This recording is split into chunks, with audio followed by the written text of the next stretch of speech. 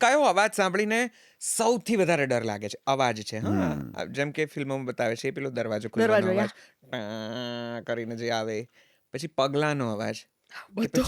પછી એકદમ આમ ભયાનક શાંતિ. નહીં, I am very scared of the word baby.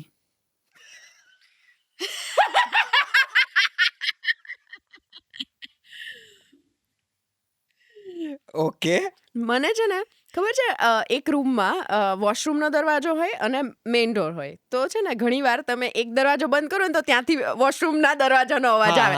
હા, તો મને બહુ રાત્રે ડર લાગે, એટલે હું ધીમેકથી બંધ કરું, મોટી લાઇટ ચાલુ કરું, પછી ત્યાં જઈને નાની લાઇટ ચાલુ કરું ને મોટી લાઇટ બંધ કરવા આવું, એવું બધું. હા. અને આ બી કે બહુ હવા ચાલતી હોય ને, અને તમે 11th-12th ફ્લોર પર છો, અને પછી જે મોટી મોટી કાચની બારીઓમાં એવું બધો જ અવાજ, અંધારામાં બધો જ અવાજ. આઈ નો.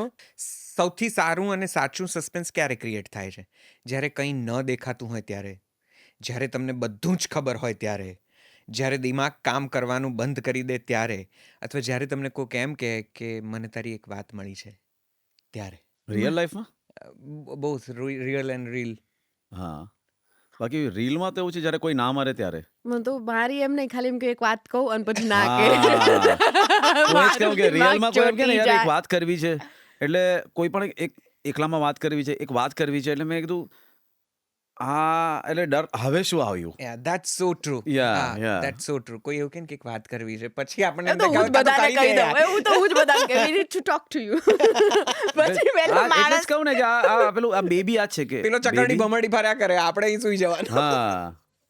પછી કઈ જ ના હોય, વાતમાં કઈ જ ના હોય.